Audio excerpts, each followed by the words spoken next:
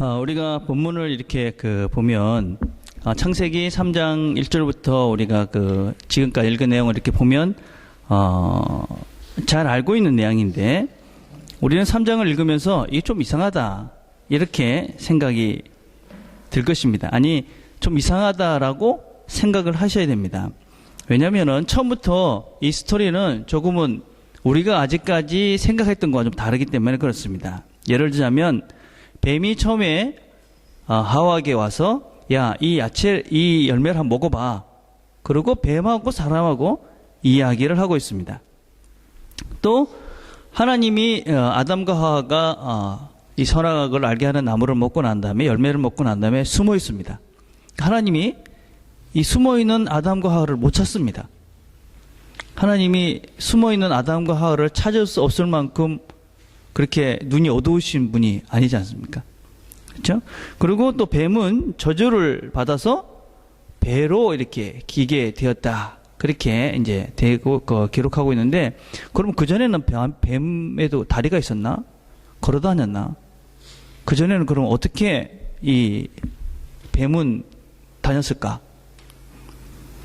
그런 생각을 하면 성경을 제대로 이해하고 있지 못하는 것입니다. 여러분 성경을 읽으면서 아마 이런 본문을 읽으면서 두 종류의 사람이 있다고 생각합니다. 읽으면서 좀 이상하네 그렇게 생각하시는 분들이 정상이고, 이상한데 아마 우리가 알지 못하는 뭔가 있을 거야 이렇게 넘어간 사람은 그래도 신앙이 있는 사람인데, 대부분의 사람들은 이런 이야기를 읽으면서 어떻게 넘어가느냐면 이건 그냥 신화야, 이야기야. 우리가 단군 신화처럼 그렇게 하나의 신화이기 때문에 그냥 이야기일 뿐이지 이게 특별한 하나님의 말씀은 아니야 라고 넘어가는 사람들도 참 많이 있습니다. 우리가 성경을 읽으면서 명심해야 하는 것은 성경은 우리가 이해할 수 있는 언어로 쓰여졌다는 것입니다. 그래서 우리가 이해할 수 있는 상황을 설명하기 위해서 하나님께서 사용하신 여러 가지 방법이 있는데, 그 중에 대표적인 것들이 바로 우리가 이해할 수 있는 상황과 이해할 수 있는 말로 그것을 기록했다는 것입니다. 그래서 우리가 그 말씀을, 하나님 말씀을 읽으면서 뱀이 이야기를 하네, 이상하다. 아니면 그럼 뱀은 배로 기어다니기 전에는 다리가 있었나? 뱀의 모양은 무엇이었을까? 뱀이 있는데 다리가 있는 그런 뱀을 상상을 한다든지, 아니면 하나님이 이상하네, 숨어있는 아담과 하와도 찾을 수 없을 만큼 좀 눈이 어두우시나? 이런 생각을 해서는 안 된다는 것입니다. 물론 우리가 성경에 기록된 내용들이 일어나지 않은 것을 그냥 지어낸 그런 이야기가 아닙니다. 그러나 분명한 것은 그 이야기를 우리가 이해할 수 있도록, 또 특별히 성경을 기록할 당시에 사람들이 이해할 수 있는 언어로 기록이 됐다 하는 것을 우리는 늘 생각을 해야 됩니다. 그래서 우리가 다시 한번 명심해야 될 것은 이 창세기에 처음 기록을 해서 읽혀질 그 당시는 이스라엘 백성들이 출애굽을 해서, 그래서 시내산이라는 곳에 도착했을 때에 하나님께서 이 이스라엘 백성들에게 이 말씀을 주셨다 하는 것을 우리가 기억하고 창세기를 읽어 나가야 됩니다. 그래서 그 당시에 지금 우리가 2000년 21세기를 사는 우리의 시각으로 성경을 보는 것이 아니라 back to the 몇 천년입니까? 3500년 이렇게 해서 3500년 전에 이 사람들의 시각으로 이 성경을 먼저 읽어야지 우리가 성경을 바로 이해할 수 있다. 그리고 그 상황 가운데 이 말씀이 주셨다는 것을 우리가 기억을 해야지만이 성경이 이상한 책이 되지 않고 우리가 하나님의 뜻을 바로 알 수 있는 책이 될 수가 있습니다. 그래서 우리는 지난 2주 전에 그런 말씀을 나눴죠. 하나님께서 왜 선악을 알게 하는 나무를 주었습니까? 그래서 하나님께서 너희들은 완전한 자유입니다. 너희들이 선택하며 살 수 있도록, 나를 선택할 수도 있고 나를 거부할 수도 있는 그런 완전한 자유를 너에게 준다. 그런 하나의 대표적인 물건이 바로 선악을 알게 하는 나무다 그랬습니다. 그리고 하나님은 우리를 하나님 나라의 동력자로 세워주시고, 그래서 하나님께서 우리가 자유의지를 가지고 나를 선택하면서 나의 일을 하면서 같이 살자, 이게 하나님의 부르심이다. 그렇게 2주 전에 말씀을 나눴습니다. 그 말씀이 이어지고 있는 것입니다. 이제 이야기 속으로 가봅시다. 하나님께서 아담과 하와에게 물어봤습니다. 너네들이 선과 악을 알게 하는 그 나무를 왜 먹었느냐? 그러니까 어떻게 합니까? 아담은 하나님께서 나에게 주신 그 여자, 그리고 그 여자가 나에게 줘서 이것을 먹었습니다. 그렇게 이야기를 하죠. 하와에게 물어보니까 뭐라 그럽니까? 뱀이 나에게 줘서 먹었습니다. 그리고 하나님은 뱀에게는 물어보지 않습니다. 왜 그럴까요? 뱀은 그만한 가치가 있는 존재가 아닌 것이지요. 그래서 하나님은 인간하고 대화하십니다. 사람하고. 그렇죠? 자, 그래서 책임 전가를 하고 있습니다. 우리가 잘못을 하면, 인생을 살면서 잘못을 하면, 그리고 내가 그것을 알게 됐을 때 두 가지 반응이 동시에 일어납니다. 내적으로는 내가 뭘 잘못했다 그랬을 때 어떤 마음이 생기냐면 수치심과 죄책감이 생깁니다. 그리고 두려움이 느껴집니다. 그러고 난 다음에 외적으로는 어떻게 하라고 그러냐면 어떻게 하든지 그것을 변명하고 다른 사람에게 그 책임을 전가하려 합니다. 여러분, 이스라엘 백성들 다시 한번 생각을 해봅시다. 이스라엘 백성들이 출애굽을 해가지고 홍해 앞에 섰을 때도 모세를 원망합니다. 왜 우리가 여기까지 와가지고 우리를 죽게 하느냐? 또 물이 안 나오니까 왜 물을 주지 않아서 우리가 이렇게 목마르게 하느냐? 고기를 먹지 못하니까 왜 우리에게 고기를 주지 않아서 이렇게 우리를 힘들게 하느냐? 그러면서 계속적으로 어떻게 합니까? 모세를 원망하고 비방하고, 그리고 너 때문에 우리가 이렇게 고생을 한다. 너 때문에 우리가 이렇게 죽게 되었다. 너 때문에 우리가 이렇게 배가 고프다. 그러면서 계속적으로 자기들의 힘든 문제를 모세 책임을 지게 합니다. 여러분, 근데 모세가 이스라엘 백성들에게 억지로 끌고 간 거 아니잖아요. 그죠? 이스라엘 백성들은 자기들이 선택해서 나온 것입니다. 그런데 계속적으로 모세를 비난합니다. 이게 우리 모두가 가지고 있는, 우리 인간이 가지고 있는 본성이지요. 어떤 문제가 생기고 책임이 져야 될 그런 상황이 되면 내가 뭔가를 잘못하고 죄를 지었을 때 어떻게 하느냐? 너 때문이야 라고 이야기하고 싶은 것이 우리 인간들의 본성적인 마음입니다. 얼마 전에 제가 저희 집에 집 열쇠를 놓고 나와서 고생을 한 적이 있습니다.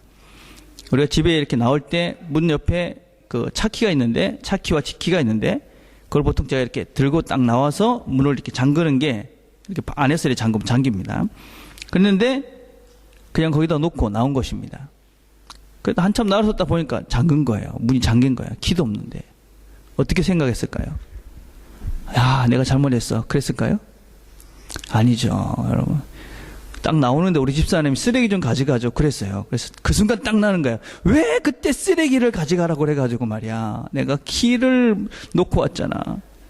이런 생각이 팍 들면서 왜 그때 쓰레기 가져라고 그래서 내가 키를 안 갖고 왔잖아. 그렇게 반응이 나왔어요. 그것뿐이 아니었어요. 그러다 보통 우리 집사람이 열쇠 엑스트라 키를 하나 갖고 있었거든요. 가방에 늘 들고 다녔어요. 근데 그날 그 가방을 또 안 들고 나온 거예요. 그러니까 확실히 누구 책임이에요? 예, 우리 집사람 책임이죠. 예. 예, 그렇게 싸운 거죠, 그렇게. 예. 여러분, 그런 문제가 생겼을 때, 그래, 참 내가 잘못했구나. 내 책임이야. 그런 사람이 있으면 다 된 거예요. 하나님 때 갈 때가 된 거예요, 그 사람. 그 사람 거지는 없어요. 예. 다, 여러분 혹시 뭐 잘못했는데, 상대방이, 그래, 내가 잘못했어. 이렇게 기대하지 말고, 인간이 원래 그런 존재들이 못 돼요. 다, 너 때문이야. 이게, 근데 이제 좀 성숙해지면 어떻습니까? 처음에 너 때문이야. 그러다가 나도 잘못한 거 있어. 뭐 이렇게 되는 것이죠. 그런데 이렇게 우리가 너 때문이야 라고 이야기를 하지만 나는 알죠. 내가 잘못했구나. 그래서 우리가 이런 본성이 있는 것이죠. 내가 잘못하면 내적으로는 수치심과 죄책감 때문에 내가 뭔가 잘못했어. 근데 외적으로는 자꾸 다른 사람에게 책임을 전가합니다. 그런데 그런 것들이 계속 쌓여서 전가하고 나는 내적인 수치심이 계속 되어지면 어떻게 되느냐? 여러분 어떻습니까? 여러분이 먼저 문제가 딱 생겼을 때, 뭘 잘못했을 때 어떻게 해결합니까? 남자들은 에이, 술 한잔 먹고 치우자. 그리고 뭐 친구들하고 막 잊자. 뭐 이렇게. 여자들은 누구하고 막 수다 떨면서 그래 잊어먹자. 그냥 뭐 없는 거야. 없는 거라고 생각해. 뭐 이런 묻어두고 싶은 생각을 가지고 살죠. 그런데 우리가 이렇게 하다 보면 어떻게 되느냐? I am sorry잖아요. 그죠? 근데 I make mistake. I make a mistake이에요. 그죠? 실수했어요. 근데 그것을 그냥 놔두다 보면 어떻게 되느냐? I am a mistake. 내 존재 자체가 잘못한 것이 되는 거예요. 그냥 내가 어떤 행동을 잘못한 사람이 되는 것이 아니라 나라는 존재가 내가 잘못된 존재구나. 그런 생각을 자꾸 하게 된다는 거예요. 그죠? 그러니까 자기 자신에 대한 기대를 점점점 좁게 되죠. 그죠? 그래서 나에 대한 기대도 없어지고 나는 하나님의 거룩한 그런 하나님의 형상으로 만드는 거룩한 존재라는 것을 잊고 그것을 자꾸 잃어버리고 결국 사단이 원하는 대로 너는 별 볼 일 없는 존재야. 너는 미스테이크하는 존재야. 너는 you are mistake. 너는 실수투성인 원래 너는 그런 존재야. 너는 you are wrong. 너는 틀린 존재야. 이렇게 자기 자신에 대한 인식을 할 수밖에 없게 된다는 거예요. 제가 이번 주에 테드를 봤어요. 테드를 보니까 브레네 브라운이라는 분이 수치심에 대해서 이렇게 해놓은 걸 읽어봤어요. 수치심, 우리가 잘못하면 다 수치심을 느끼잖아요. 그죠? 그런데 우리가 이런 수치심을 느꼈을 때에, 잘못했을 때에 그것을 묻어버리기 위해서, 그죠? 우리 마음속에 드는 수치심이나 또 두려움이나 공포나 실망감이나 비통함이나 이런 것들을 그냥 없는 걸로 하자. 그리고 그것을 묻어버리면은 끝나는 것이 아니라 그런 감정을 묻어버리게 되면 나중에 좋은 감정, 사랑하고 기뻐하고 평화하고 더불어 사는 이렇게 우애하고 이런 좋은 감정도 같이 사라지게 된다는 거예요. 그래가지고 어떻게 되느냐, 결국은 사람이 그냥 살아도 사는 것 같지 않은 그냥 무의미한 존재로 그냥 살아가게 된다는 거예요. 이거를 이 브라운이라는 분이 7년 동안 연구를 해가지고 수많은 사람을 인터뷰해서 내린 결론이에요. 그죠? 그러면서 이 사람이 어떻게 이야기를 하냐면, 그래서 자기의 수치감이나 죄책감이 있을 때 그것을 묻어두지 말고 자기의 연약함을 드러내서 자기를 드러내라. 연약함을 드러내라. 그러면 그 연약함을 드러내는 그것으로 인해서 그 사람이 더 발전하고 더 성숙해질 수 있다.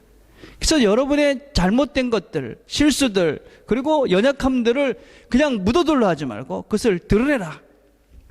그게 이 사람의 논지였어요. 여러분 테드 아시죠? 수백만 명이 듣는 거예요. 그죠? 근데 여러분, 성경은 이미 오래전부터 우리들이 실수하고 잘못한 것을 고백하고 자백하라고 이야기하고 있어요. 여러분 시편 32편 5절을 보면 내가 이르기를 내 허물을 여호와께 자복하리라 하고 주께 내 죄를 아뢰고 내 죄악을 숨기지 아니하였더니 곧 주께서 내 죄의 악을 사하셨나이다. 잠언 28장 13절 뭐라고 얘기합니까? 자기의 죄를 숨기는 자는 형통치 못하나 죄를 자복하고 버리는 자는 불쌍히 여김을 받으리라. 사도행전은 믿는 사람들이 많이 와서 자복하고 행한 일을 고했다고 이야기합니다. 요한일서 1장 9절에는 우리가 우리의 죄를 자백하면 하나님은 믿어오셔서 의로우셔서 우리의 죄를 용서해 주시고 모든 불의에서 우리를 깨끗하게 해 주실 것입니다. 성경은 이미 인간의 본성이 가지고 있는 죄가 무엇인지를 알고 그리고 그 죄를 어떻게 해결해 가야 되는가 하는 것을 이미 오래전부터 우리에게 말씀하고 있습니다. 성경이 우리에게 계속 말하는 것이 무엇이냐면 너희들은 본래 그런 존재다라는 것입니다. 원래 그렇게 악한 존재고 그렇게 책임을 전가하는 존재고 죄를 지으면 그렇게 죄책감에 빠지는 수치심을 느끼는 존재다. 그리고 그런 존재밖에 안 된다. 그것을 인정해라. 그리고 그것을 자백하고 고백해라. 그러면 새로운 세계가 열린다. 그것이 성경이 우리에게 이야기하는 것입니다. 여러분, 우리 자신들의 본래 모습에 대해서 오해를 하지 말길 바랍니다. 우리는 원래 연약한 존재이고 우리는 원래 그렇게 이렇게 넉넉한 자들이 아닌 것입니다. 문제가 생기면 다른 사람에게 핑계를 대고 책임을 전가하고, 그리고 나는 괜찮은 척하지만 속으로는 아이고 나는 이 정도밖에 안 돼, 그런 존재가 바로 우리들인 것이고 다 그런 것입니다. 그런데 그것을 안 그런 척하고, 나 안 그런 척하고 외식하고, 그죠? 그리고 혼자서 그것을 묻어두고 갈등하고, 그렇게 살다 보면 결국은 나 자신을 잃어버리게 되고, 결국은 나는 없어지고, 우리 삶의 진정한 기쁨과 또 평안도 잊어버리고, 그냥 불쌍한 사단이 원하는 아무것도 아닌 존재로 살게 되는 것이죠. 그래서 죄를 지은 우리가 해야 될 첫 번째 자세가 무엇이냐? 너희들 자신이 그런 존재밖에, 너희들 자신이 지은 죄에 대해서 고백하고 자백하며 나오라는 것입니다. 자, 그런데 그렇게 자신에 대해서 인정하지 못하고 있는 아담과 하와에게 하나님은 징계를 하십니다. 여러분, 인간이요, 그렇게 잘못했을 때 잘못했습니다, 그렇게 순수히 하는 존재들이 별로 없습니다. 가만히 있는데 그래 내가 잘못했어, 그렇게 잘 안 되죠, 그죠? 그래서 우리에게는 벌이 필요합니다. 벌을 받아야 돼요, 그죠? 자, 제일 먼저 뱀에게 합니다. 이 말은 참 중요한 말씀입니다. 여러분, 창세기 3장 15절은 여러분 교회 다니시면 이제 꼭 기억해야 될 말씀입니다. 우리 같이 한번 읽어볼까요? 중요한 말씀이니까 같이 한번 읽어봅시다. 시작. 내가 너로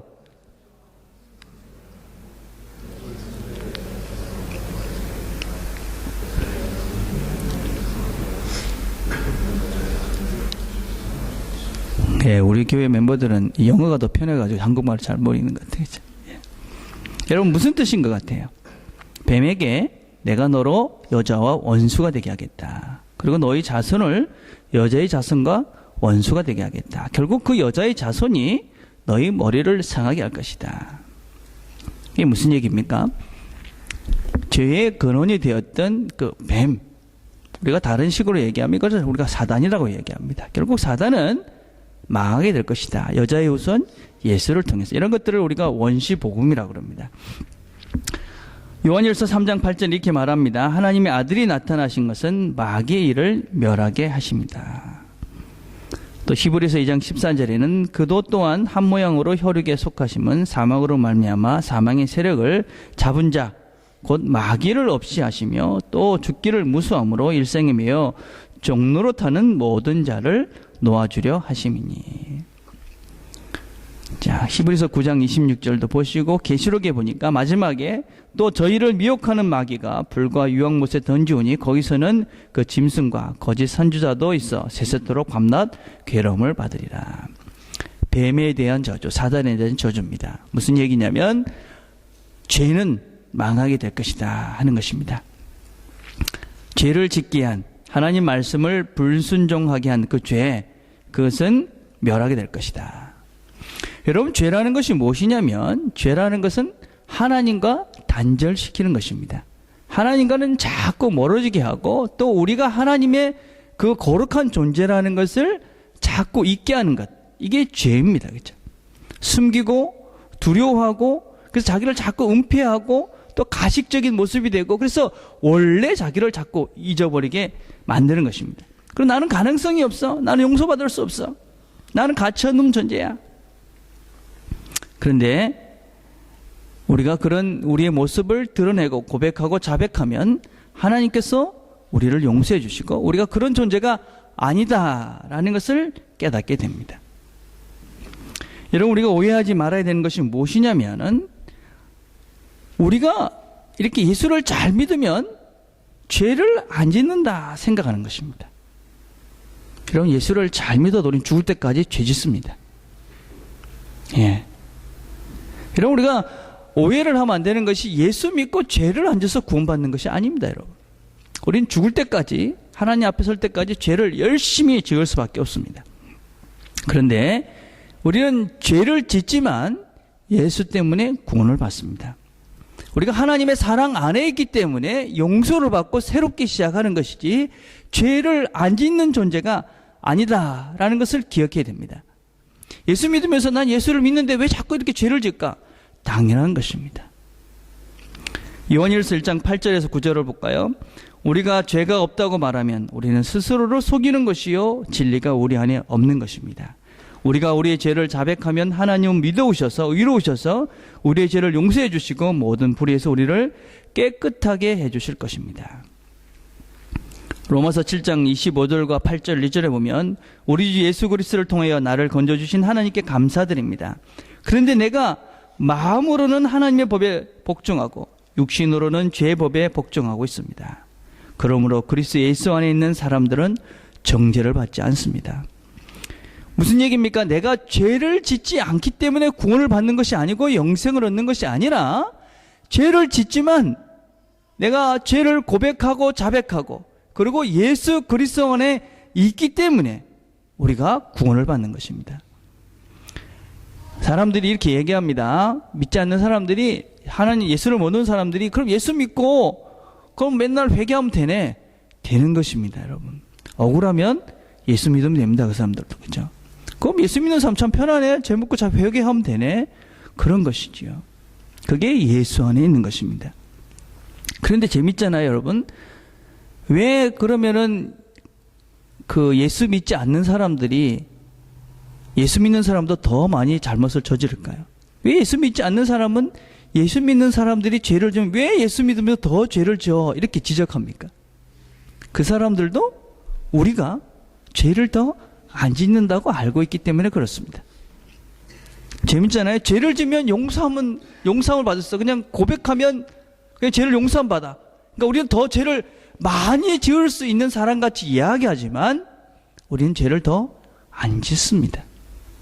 왜 안 짓냐면 그것이 고백하고 자백할 때 하나님께서 도우시고 또 우리가 그렇게 하나님을 알아가면 알아갈수록 하나님을 닮아가기 때문에 죄를 안 짓는 것입니다, 여러분. 내가 하나님을 닮아가서 죄를 안 짓는 것이지 내가 선한 존재가 되려고 노력해서 되는 것이 아니라는 것이에요. 그래서 우리가 죄를 자백하고 하나님 내가 이런 잘못을 또 이런 실수를 오늘도 또 했어요. 그렇게 하나님께 나오면 긍휼을 베풀어 주시고 하나님의 사랑을 내가 경험하게 되면 아, 하나님 이런 분이시구나. 그래서 내가 그걸 깨닫게 되고 그런 하나님을 내가 닮아가게 되고 그래서 죄를 안 짓게 되는 거예요. 내가 인위적으로 죄를 안 져야지 여러분 그게 되는 것이 아닌 거예요. 그것으로 우리가 구원받는 것이 아니에요. 죄는 짓습니다. 그러나 우리가 죄는 망합니다. 왜 망합니까? 예수님 때문에 망하는 것입니다. 우리가 아무리 죄를 져도 우리는 영생을 얻습니다. 정죄받지 않습니다. 왜냐하면 죄를 이기신 예수 그리스도가 죄를 이기셨기 때문에 그분 때문에 우리가 구원을 받는 것입니다. 그래서 여러분 내가 죄를 짓지 않아서 구원받는 것 아니다는 걸 기억해야 됩니다. 죄를 짓지만 구원받습니다. 그게 복음입니다. 자, 그리고 하나님께서는 남자와 여자에게 벌을 줍니다. 여자는 어떤 벌을 줍니까? 애를 낳으면서 아픈 그런 고통을 주고 남자는 일을 하면서 고통을 받는 그런 벌을 줍니다. 남자와 여자가 피할 수 없는 그런 벌이지요. 그렇죠? 그래서 사실은 여자는 아기를 낳아야 여자가 되는 것입니다. 그렇죠? 아직 아기들을 안 낳았기 때문에 아직 여자가 아닌 사람이 많아요. 그죠? 그냥 사람 중에 그냥 한 파트예요. 그죠? 여러분 아직까지. 그죠? 남자는 어떻게 해서? 남자는 일을 하면서 땀을 흘려야 남자가 되는 거예요. 일을 아직 안 한다. 그럼 아직 남자가 아닌 거예요. 그죠? 그냥 사람 중에 한 파트 뭐 이렇게 되는 거예요. 그죠? 그래서 이 남자다 여자가 피할 수 없는 고통이라는 그런 벌을 하나님께서 주셨어요. 근데 고통이 과연 저주인가? 물론 고통은 벌입니다, 여러분. 그리고 우리가 고통을 원하는 사람은 아무도 없어요. 난 고통받고 싶어. 그런 사람 없죠, 그죠? 그렇지만 고통은 피해갈 수 없어요. C.S. 루이스라는 사람이 고통의 문제라는 책에서 뭐라고 이야기를 했냐면 인간이 당하게 되는 고통에는 여러 가지 원인이 있습니다. 근데 그 중에 가장 우선되는 것이 무엇이냐면 인간이 자기 마음대로 막 살다가 그것이 잘못됐다는 것을 알고 돌아서려 하니까 힘들 수밖에 없는 것이다. 이게요. 이분은 이런 이야기를 했어요. 아담과 하와가 사실은 그 선악과를, 선과 악을 알게 하는 그 나무 열매를 따먹기 전에 그냥 뱀이 와가지고 야 이거 먹어봐 그래가지고 딱 먹었을까? 아니라는 거예요. 그걸 볼 때마다 야 저 괜찮네, 저거 먹을까? 하나님 먹지 말라 했는데 계속 그런 스트러글을 했겠죠. 그죠? 그러다가 한번 먹어봐 그러니까 먹자 이래 먹은 거예요. 그죠?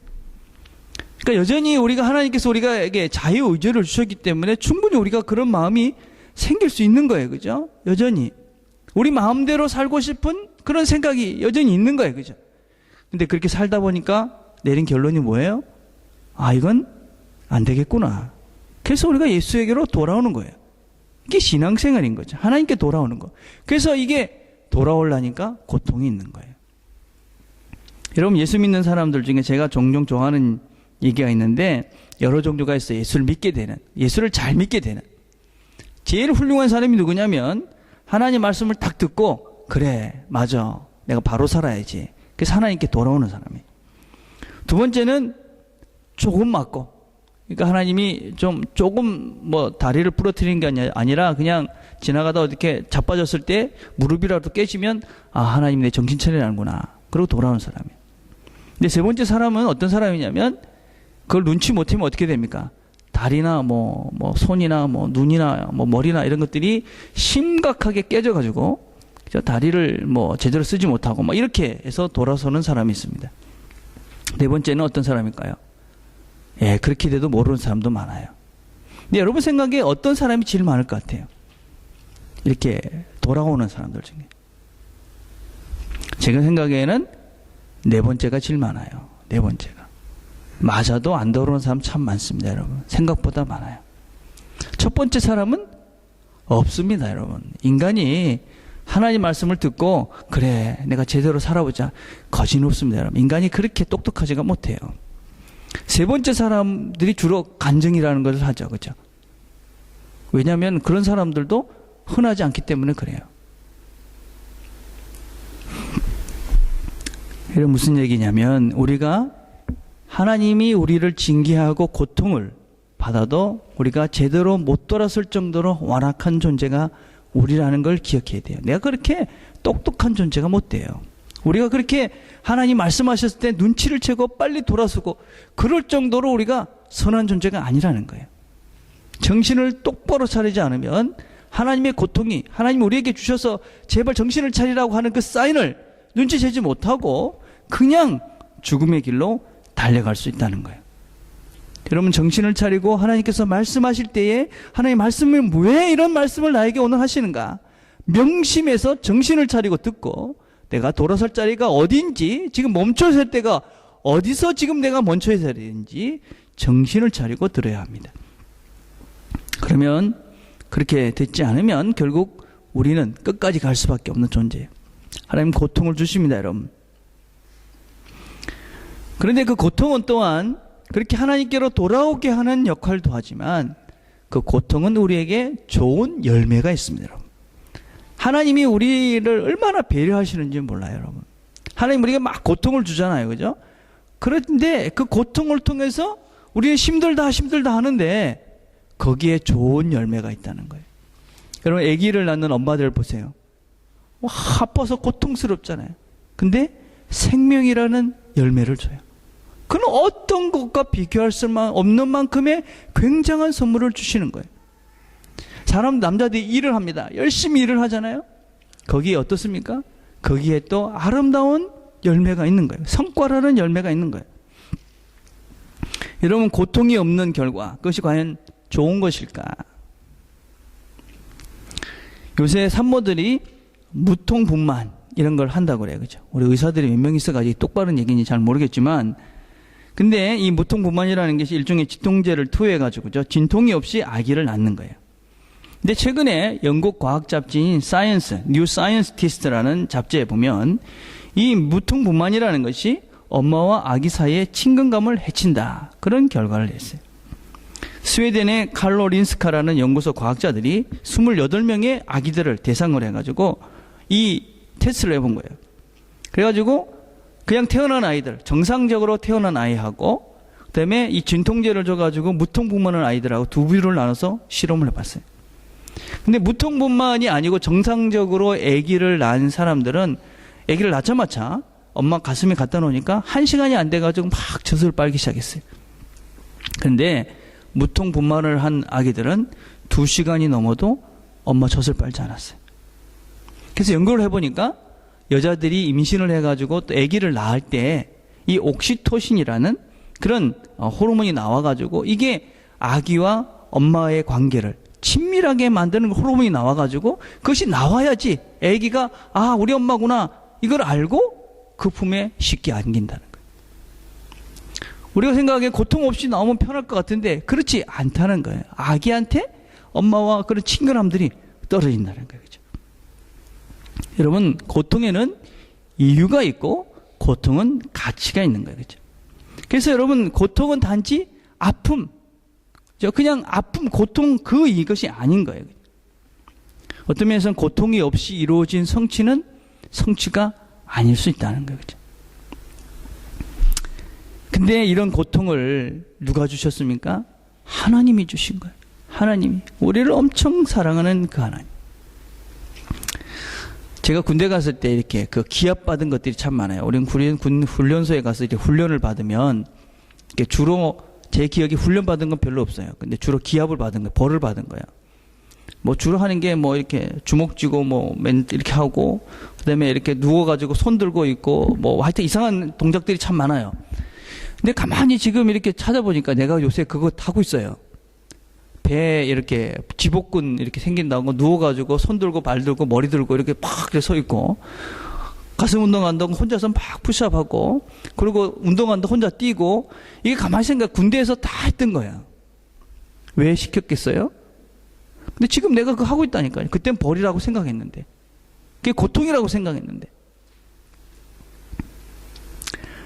아버지가 자녀를 혼냅니다. 그죠? 저도 우리 애를 혼냅니다. 근데 저는 개인적으로 자녀들을 벌 주는 거는 찬성하지만 때리는 건 반대합니다. 제가 이 때리는 걸 아무리 생각을 해봐도 아이한테 유익되는 게 하나도 없어요. 우리 인간이기 때문에 그만큼 지혜롭지 못합니다. 하나님은 지혜로우시기 때문에 우리가 뭘 하나님이 시켜도 우리에게 유익한 거 있는데 제가 생각을 해보니까 자녀를 키우면서 때리는 건 아무리 생각해도 유익한 게 없어요. 하다못해 애를 보고 벽을 쳐보고 서 있어라. 그러면 지라도 반성하는 시간이 될 수도 있고 뭐 밥을 굶기면 야 이거 밥이 귀한 거구나 그런 깨달음이라도 있는데 때리는 거는 아무리 생각해도 뭐 깨닫는 거는 맞으면 아프구나 뭐 이런 것밖에는 없는 것 같더라고요. 그래서 여러분 자녀를 낳으면 절대 때리지 말길 바라요. 그건 좋은 거 아닌 것 같아요. 근데 하나님은 우리에게 반드시 필요한 징계를 하세요. 그렇죠? 하나님이 이런 마음을 우리가 어떻게 찾아볼 수 있느냐면 오늘 성경을 한번 보세요. 하나님이 이놈들 너가 나를 어겼지? 그래 이놈들 그래 아담 니는 가가지고 열심히 일해야지 그래야지 땀 흘려야지 먹고 살 거야. 그리고 하와 너는 애 낳을 때마다 고통을 받으면서 그래야지 애를 낳을 거야. 그럼 막 뭐라고 그러셨는데 어떻게 하십니까? 21절을 한번 볼까요 여러분? 21절에 보니까 주 하나님이 가죽옷을 만들어서 아담과 그의 아내에게 입혀주셨다. 그전에는 무화과나무 그냥 그래가지고 흐들흐들한 그런 것들이 있는데 하나님께서 이 아담과 하와에게 가죽옷을 입혀서 보내요. 집 나가! 그리고 용돈 주는 아버지 같지 않아요 여러분 그죠? 예? 집 나가서 호텔에서 자 이러면서 이제 돈을 주는 아버지 같은 그런 마음. 이게 아버지의 마음, 하나님의 마음이죠. 그죠? 여러분 자식을 징계하지만 여전히 사랑하는 마음으로 징계할 수 있는 그 하나님 마음. 하나님의 뜻대로 살지 않았기 때문에 화가 납니다. 그러나 여전히 사랑하기 때문에 어떻게 할 수가 없습니다. 그래서 벌을 주면서도 배려를 하는 것이죠. 벌을 주면서도 이거 하면 너희들 틀림없이 좋은 거를 하도록 좋은 결과를 있을 수 있도록 벌을 주는 거예요. 그래서 고린도서 10장 13절에 이런 말씀이 있죠. 사람이 흔히 겪는 시련 말고는 여러분께서 덧친 시련이 없습니다. 하나님은 신실하십니다. 그분은 여러분이 감당할 수 있는 능력 이상으로 시련을 겪는 것을 허락하지 않으십니다. 그분은 시련과 함께 벗어날 길도 마련하여 주셔서 여러분이 그 시련을 견뎌낼 수 있게 하십니다. 우리가 잘못하면 하나님은 우리에게 시련을 주고 고통을 주십니다. 근데 하나님은 우리 아버지시기 때문에 어떻게 할 수가 없는 거예요. 그래가지고 우리가 감당할 수 있을 만큼, 그리고 우리에게 좋은 것 하나님께로 돌아오게 하고, 또 우리가 그 시련을 통해서, 그런 고통을 통해서 좋은 결과를 맺게 하는 그런 고통과 시련을 준다는 거예요. 그래서 하나님이 주신 이런 고통을 우리가 이중적 축복이다, 그렇게 이야기합니다. 나에게 유익한 그 무엇이 있는 거예요? 틀림없이 하나님이 나에게 주신 그 고통에는 나에게 유익한 것이 있는 거예요. 그리고 우리가 하나님의 사랑을 깨닫게 되는 것이죠. 아, 하나님이 나를 이렇게 사랑하셨구나.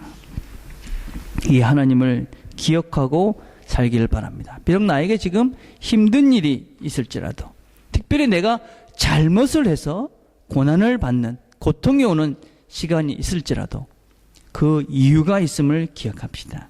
그리고 하나님께 돌아와서 자백하고 고백하고, 그러면 하나님께서 우리를 사랑하신다는 것을 다시 한번 깨닫게 되고, 그래서 우리가 이 땅을 넉넉하고 풍성하고 진정한 기쁨과 사랑과 평안을 누리며 사는 우리 모두가 될 것입니다. 이런 하나님 안에서 평안을 누리며 기쁨을 누리며 사는 우리 트리니티 가족들이 되기를 바라겠습니다. 기도하겠습니다.